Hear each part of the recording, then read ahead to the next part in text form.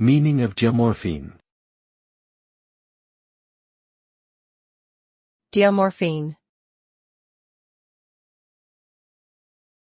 Diamorphine. Diamorphine.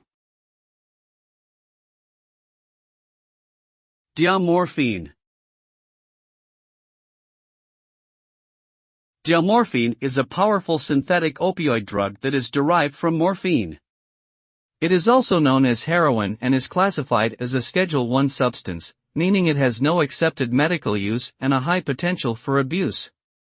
When taken, diamorphine produces feelings of euphoria, relaxation, and pain relief, but also carries significant risk of addiction, overdose, and other serious health consequences.